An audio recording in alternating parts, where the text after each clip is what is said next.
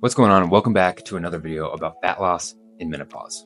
My name is Tyler. I'm a certified nutrition coach. I've been coaching women over 40, 50, 60 to help them lose the fat they've always wanted to lose and keep it off, unlike those crazy diets out there. Now, these 3 tips I'm going to give you today will work if you're in menopause, perimenopause, just turning 40, just had kids, whatever it is, you name it, these 3 tips will help you lose fat. Since you're watching this video specifically, I'm assuming you're sick of dieting based on the title. And I can tell you nothing in here is about dieting. In fact, it's quite the opposite of what diets usually teach you. Because 95% of diets fail. So why are we still pressuring and pushing these diets onto the world? Now, before we really get started, if you want to learn a little bit more about me and why I coach, go watch one of my previous videos where I talk about that. I also want to tell you, you can get a couple of free things from me. First, I'm giving away a 3-video nutrition course that will give you the ins and outs of calories, macros, metabolism, and how you can boost your metabolism using a few different methods so that you can be more confident in your fat loss journey. If you want this 3-video Fat Loss Forever training series, I'm giving away for free. The link is in the description. Now, what are my top 3 tips for losing fat in perimenopause and menopause? Number 1 is to ditch the super low calorie, bland, processed food. Because there's a ton of it out there. It says low calorie, low carb, keto, whatever it is. And yeah, it's low calorie, but it's also low nutrient density, meaning it doesn't really have a lot of vitamins, minerals, protein, carbs, fats, anything. That's why it's so low calorie. Your body, especially as your hormones are changing, need those nutrients in order to successfully lose fat and be healthy. Now, these foods aren't terrible for you. You can eat them. It's fine. But in my opinion, they're just not that enjoyable. And I'm assuming once you go back to real food, you'll also notice, oh, these aren't that good. If you went through the early 2000s dieting period where everything was low fat, low carb, whatever, and you've been eating these low calorie foods off and on for a very long time, or if this has just turned into your diet now, you need to change your perspective a little bit. Because as you eat these foods, you're probably eating pretty low calorie, not getting enough nutrients, and that's going to cause metabolic adaptation, which makes it harder and harder to lose weight, no matter how little you eat. And by focusing too much on these foods, thinking, oh, I can't eat anything that's not low calorie, you're creating a poor mindset around diet and fat loss. It's not that healthy of a mindset, which brings us to tip number 2. Change your perspective around how you're losing fat. Mostly thinking about food as bad or good.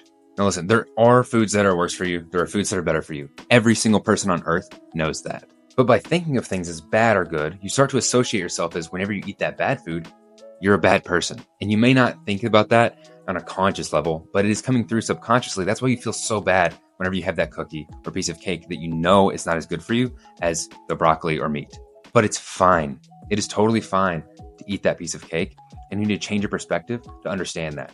Because it's shown in the data and the science that thinking in this dichotomous way of bad versus good leads to a few different things: eating disorders, binge eating, and actual no weight loss on your fat loss journey, instead of thinking of food in a more well-rounded perspective. If you want some great information on this, Flexible Dieting book by Alan Aragon, fantastic. And you can change your perspective around food by understanding that all things in moderation are fine, following something like the 80-20 rule, or if you really want to, a 90-10 rule, which is also okay. Because you can have that glass of wine, you can go out to eat with friends and get your favorite piece of pizza. It's okay, and you can still lose weight doing that. In fact, you're going to lose more weight based on what the data says. So ditch the fads and the mindset from the early 2000s. Let's go into this new flexible dieting perspective. Because once you learn how your body actually handles calories, how your metabolism works, what you like and don't like in the food that you're eating day to day, then you can start getting rid of things out of your diet, adding things in, but because you like them and because they're good for you, not because you think they're bad for you, and you're eating them just because you like them and they fit into your daily diet. And you can honestly eat whatever you want, within reason, of course, if you're able to speed up your metabolism to the best of your ability, which brings us to tip number 3. You need to revitalize your metabolism to see real results. As you age, yes, your metabolism slows down. The same goes for when your hormones start changing through perimenopause and menopause.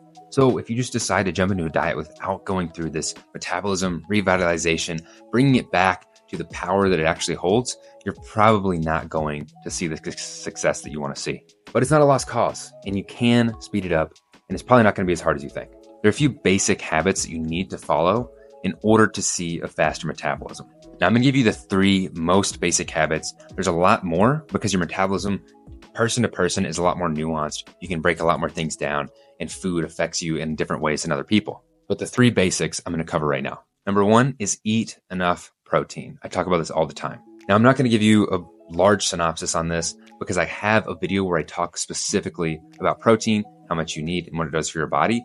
go check that out on my channel after this video. Also, if you want to have a handheld guide, I have an ultimate protein guide. If you want to download that along with the 3-video training, both of those links are going to be in the description. The protein guide has helped more people than I ever thought it would. It's honestly probably my best guide. Now, number 2, you need to drink enough water. So many people that I talk to are only drinking 30, 40, 50 ounces of water a day. You need well above that. Water is essential for the fat loss process. It's essential for moving the nutrients around that your body actually needs. And it's going to help with your gut and your digestion, which is essential for pretty much everything in your body. I like to tell my clients to drink maybe 10 extra ounces a week. Once they get really good at hitting 60 ounces, I tell them to drink 10 more. They get really good at hitting 70 ounces and so on. That's the best way to do it so you're not having to go to the bathroom all the time. And the last thing to boost your metabolism is going to be move more day to day. Society's become very sedentary, and you may or may not be. But if you are, you should probably get up more often throughout the day, go on walks. A really good way to go on your walks is after each meal, go on a 5 to 10 minute walk. It helps with blood sugar control, and it's proven to actually help with fat loss. And by moving more, you don't necessarily even have to exercise. You can just go on a walk. You can clean the house. You can play with your dog, play with your kids. Whatever it is, that movement's going to help you burn a few more calories, speed up your metabolism, and make fat loss a lot easier. Now remember, again, there's more to the metabolism than this. It's way more nuanced person to person. I just can't get into that because it's very, very detailed. I talk a little bit more about the metabolism in that 3-vid training, again, if you want to go download that. And those are the 3 biggest tips I like to give people to start their fat loss journey, whether they're going through menopause, perimenopause, they're a woman over 40, 50, 60, you've had kids, you have grandkids now. These tips will work for you. If you enjoyed this video and it was helpful, I have a few more videos on my channel that are going to help you on this fat loss journey to understand metabolism, losing fat over 40, your protein, and more. Go check those out. I drop a video every Sunday, and I'm going to continue dropping a video every Sunday for you. Thanks for watching. I hope I can help you on your fat loss journey, and I'll see you next time.